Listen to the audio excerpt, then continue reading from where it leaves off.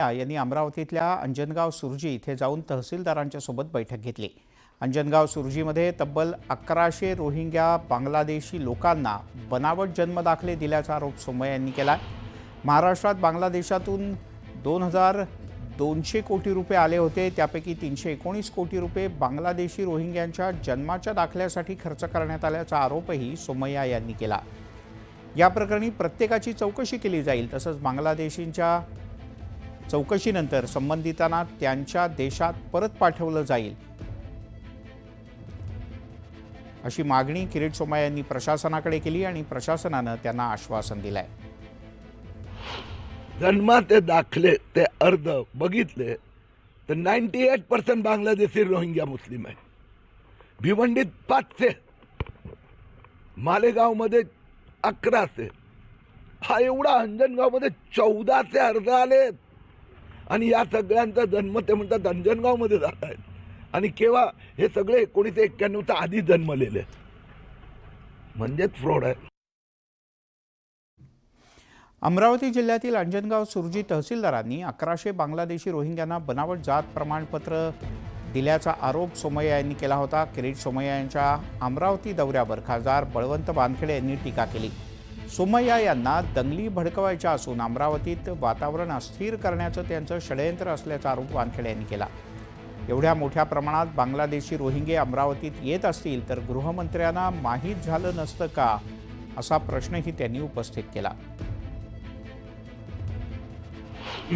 सोमय्या यांना नेहमीच हिंदू मुस्लिम असे दंगे भडकवायचे आहेत, अस्थिर वातावरण करायचं त्यांचं षडयंत्र आहे।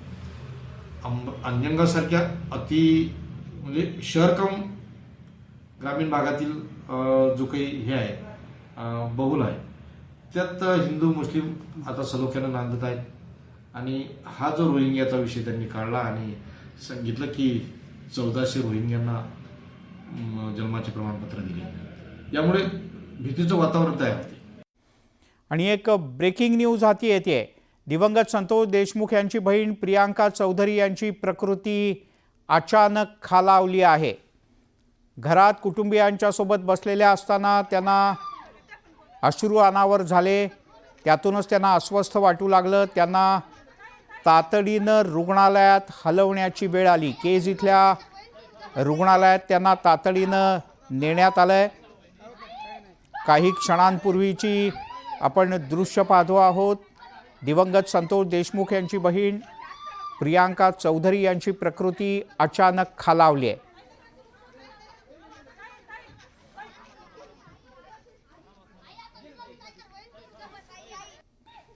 सुरेश जाधव आपले प्रतिनिधी आपल्यासोबत जोडले गेलेत। सुरेश, काय अधिक माहिती आहे? सकाळपासूनच देशमुख कुटुंब हे न्यायासाठी आंदोलन करत होतं आणि या आंदोलनामध्ये ज्या बहीण प्रियंका चौधरी आहेत त्या देखील सहभागी झालेल्या होत्या। विशेष म्हणजे धनंजय देशमुख ज्यावेळेस आंदोलन स्थळावरून निघून गेले त्यानंतर त्यांच्या शोधाशोध करण्यासाठी सुद्धा प्रियंका चौधरी या देखील धावाधाव सगळीकडे करत होत्या आणि त्यानंतर आता त्यांची अचानक प्रकृती बिघडली, भोवळ आल्यामुळे त्यांना आता केज रुग्णालयामध्ये हलवण्यात आलेलं आहे। विशेष म्हणजे आपण जर बघितलं तर देशमुख कुटुंबामधील संतोष देशमुख यांच्या पत्नी असतील, आई असतील, ही सर्वजण दुःखामध्ये आहेत आणि त्यानंतर आज धनंजय देशमुख हे देखील बाहेर निघून गेले होते, त्यामुळे हे कुटुंब चिंतित होतं। आता धनंजय देशमुख जरी आले असले तरी मात्र चिंता आणखी त्यांची कायम आहे आणि त्याच यातून काळजीपोटी आणि परत एकतर धावाधाव आणि धावपळ झाल्यामुळे आता त्यांना भोवळ आलेली आहे आणि त्यांना केजच्या रुग्णालयामध्ये हलवण्यात आले, त्यांच्यावरती उपचार सुरू आहे। मिलिंद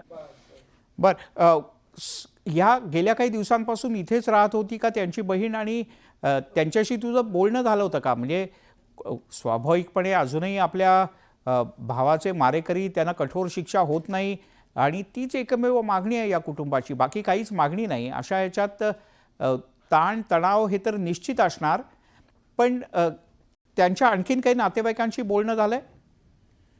सकाळी ज्यावेळेस धनंजय देशमुख हे आंदोलन स्थळावरून बाहेर निघून गेले होते त्यावेळेस या ज्या त्यांची बहीण आहेत त्यांनी देखील आक्रमक प्रतिक्रिया दिलेली होती। न्यूज 18 लोकमतला देखील त्यांनी बोलले होते की या संपूर्ण प्रकरणाला 34 दिवस उलटले आहेत, अद्यापही काही आरोपी अटक नाहीत आणि काही आरोपींना वेगळा न्याय आणि काही आरोपींना वेगळा न्याय अशा पद्धतीने दिलं जाते। आम्हाला फक्त न्याय हवा आहे आणि त्या न्यायासाठी आम्ही जे कुठलंही म्हणाल ते आंदोलन करायला तयार आहेत। आज ज्या पद्धतीने धनंजय देशमुख पाण्याच्या टाकीवरती चढून त्यांनी आक्रमक पवित्रा घेतला होता, उद्या देखील गावकऱ्यांनी तशा पद्धतीने पवित्रा पवित्रा घेतलाय. मात्र कुटुंब जे आहे देशमुख कुटुंब त्यातील जी बहीण प्रियंका आहे ती देखील या संदर्भामध्ये न्याय मिळावा यासाठी अनेक वेळा त्यांनी माध्यमांना देखील बोललेलं आहे. आणि आज देखील धनंजय ज्यावेळेस निघून गेला होता त्यावेळेस शोधाशोध करण्यामध्ये सुरुवातीला ती आघाडीवरती होती, सगळ्या ठिकाणी पळापळ करणं, शोधाशोध करणं आणि त्या कुटुंबाला एकंदरीत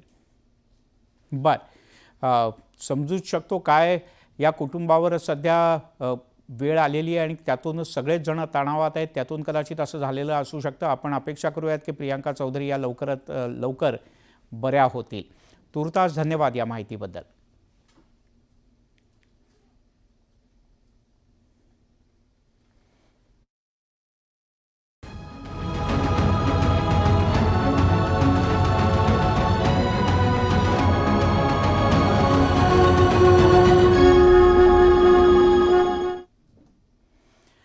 आपण पाहताय न्यूज 18 लोकमत आणि आता काही खास बातम्या महाकुंभाच्या. मकर संक्रांतीच्या दिवशी पहाटेच्या सुमारास शाही स्नान सोहळा पार पडणार आहे. या सोहळ्याची जय्यत तयारी करण्यात आली. प्रत्येक आखाड्याच्या संत महंतांसाठी शाही सवारी सज्ज झाली आहेत. त्यासोबतच नागा साधूंसाठी देखील शाही व्यवस्था करण्यात आलेली आहे. या संदर्भातला आढावा घेतला आमचे प्रतिनिधी प्रशांत लीला रामदास यांनी. शाही स्नानाला जाण्यासाठी शाही सवारी देखील असणार आहे. माझ्या मागे आता सगळ्यांचे सिंहासन लागलेले आहेत. त्या आखाड्याचे हे सिंहासन आहे. त्या आखाड्यानुसार जेव्हा शाही सवारी सुरू होईल तर त्या पद्धतीने हे सगळे जे आखाड्यांची शाही सवारी आहे त्यामध्ये हे चांदीचे सिंहासनावरती ते त्या बाबाचे महामंडलेश्वर तिथे असणार आहे. आणि त्यामध्ये जर बघितलं तर जसं त्यागी निर्वाणी बाबा प्रीतमदासजी आहे त्यांची इथे मूर्ती उभारली आहे. तर त्याच्या मागे सर्व जे संत महंत आहे आणि सोबतच जर बघितलं आपण तर महामंडलेश्वर जे आहे आचार्य महामंडलेश्वर यांची ही त्या आखाड्यानुसार ती त्या पद्धतीची शाही सवारी असणार आहे. सर्वात प्रथम नागा साधू उद्या शाही स्नान करणार आहे. त्यासाठी आता तयारीसाठी हे सर्व सिंहासनांवर असलेले सिंहासनाचे ट्रॅक्टर इथे दाखल झालेले आहे. यामध्ये आता सजवायला सुरुवात होईल आणि त्यानुसार हे सर्व ट्रॅक्टर सजवण्यात येईल आणि त्यानुसार शाही सवारी निघेल. सकाळी 3 वाजता म्हणजे पहाटे 3 वाजता हे सुरू होईल आणि त्यानंतर साधारणतः जी माहिती मिळते ब्रह्ममुहूर्तावरती नागा साधू शाही स्नान करतील. 144 वर्षानंतर मकर संक्रांतीच्या निमित्ताने 14 जानेवारीला शाही स्नान होणार आहे. महाकुंभमध्ये हे शेवटचं शाही स्नान असेल कारण की यानंतर जे कुंभ होईल त्याला अमृत कुंभ संबोधलं जाईल आणि अमृत स्नान असणार आहे. प्रयागराजवरून व्हिडिओ जर्नलिस्ट मुनमुनसह प्रशांत रामदास, न्यूज 18 लोकमत.